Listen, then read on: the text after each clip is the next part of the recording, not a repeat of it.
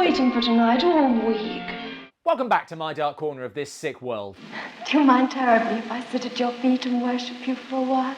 You could just join us on Patreon. That it's made up of a bunch of old-fashioned, pompous, jealous old hypocrites. That's an exaggeration. We've reviewed a few films with misleading titles, but The Man with Two Heads is next level, and what you expect from director Andy Milligan. I can see by the look on your face I've horrified you. He is an acquired taste. Milligan is one of those cases where a budget of next to nothing meets competence of even less. We open in Victorian London. Hello, Dax. Nobody fails to capture a period with quite the acuity of Andy Milligan. Really, it's a skill in itself. You left excuse away, it looks semi-temporary flat. Also the way it sounds and how it's shot and edited. Although, he has captured the way that Victorian London was beset by smoke machines. This seems to be a Jack the Ripper story. Here, hold on. I don't go for this rough stuff. Stop it, you hear? Get up! Or possibly a daring wig robbery. But And who shall I say is calling, sir? Dr. Jekyll, Dr. William Jekyll. it's another take on Robert Louis Stevenson's oft-filmed classic Dr. Jekyll and Mr. Hyde. But here, Jekyll is a teacher guiding his students through the finer points of dissection, while pursuing his own projects on the side. But I have found a way to isolate and therefore treat the evil in a living animal's brain. And he can prove it.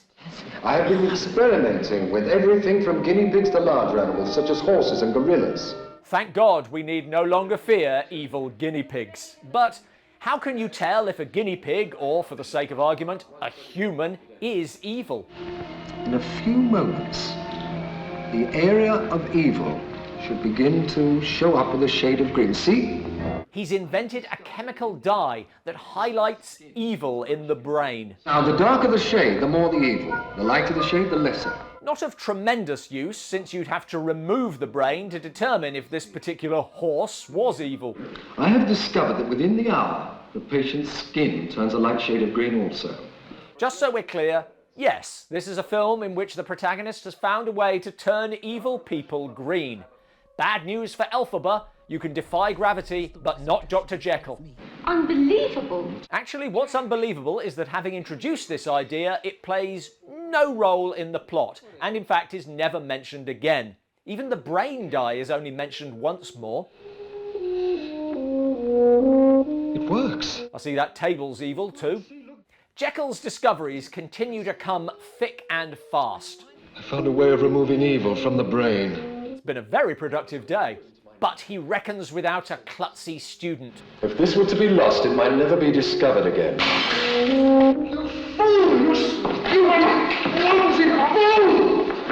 Did you write the formula down? I finally found the right formula on paper. What a relief. This is what you get for employing Inspector Clouseau as your lab assistant. If he now sets it on fire, this has officially become a comedy. Sadly not, he just makes up a new formula and hopes the doctor doesn't notice, which I think he's gonna, as his experiments have hit a snag.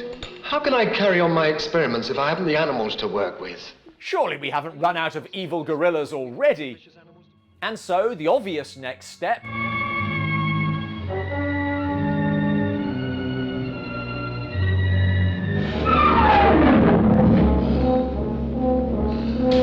not a massive change in appearance.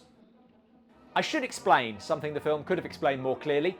He's taken the separate good and evil potion, assuming he can just take the antidote.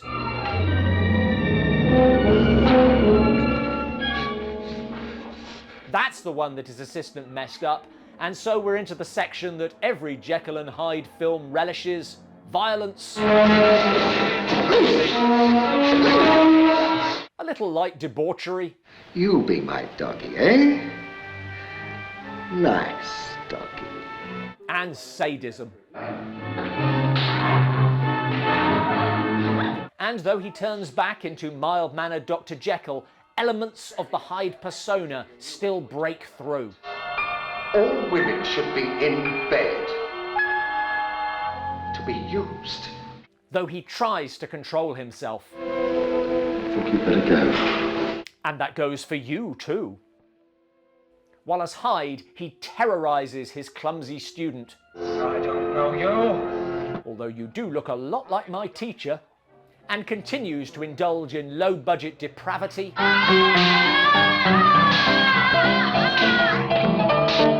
and murder. The Inspector of Police, Mr. Rolfe, informs me that they think the killer has medical knowledge, judging by the incisions made. Really? Well, then again, there are, perhaps inevitably, a lot of problems with this. It all seems to take place over the course of a few days. His fiancée and her disapproving father I've pretty much ignored because they do just lift out. What is implied by that remark? But as with The Rats Are Coming, The Werewolves Are Here, the only other Milligan film we've reviewed, the real problem is the script. I've never done any writing as such. I don't exactly know how to start it. That would explain a lot. The dialogue never stops. It is endless. I do have a very annoying habit of expounding my beliefs at the expense and discomfort of others. Boy, is that accurate. Clumsy student tells Jekyll what he did. The other day when I broke the flask, I swept up the broken pieces, and as I was throwing them out, I knocked over a flask of liquid on your notebook. Even though we saw it happen.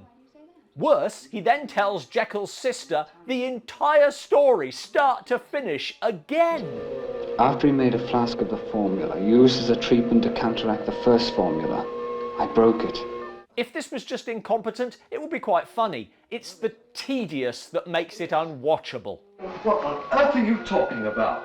Along with a disappointing absence of green gorillas. I knew you'd see it my way, old man. Do you know your Karloff from your Cushing, your Lugosi from your Lee, your Day of the Dead from Dawn of the Dead? Find out in Dark Corner's new horror film quiz book, available now on Amazon. 500 questions about horror films old and new, mostly old. In how many films did Lon Chaney Jr. play the mummy? Where is the train to Busan coming from? The ideal gift for the horror fan in your life, and if that wasn't enough, purchase gets you access to an exclusive bad movie review, available now on all good Amazons. How well do you know your horror? Thanks for watching. I haven't written a Jekyll and Hyde book, but here's the rest of them. There's a link in the description below. The Man with Two Heads. I mean, technically yes, but still. Is this the most misleading title we've ever seen, or are there worse? Let us know in the comments below. Get out of here.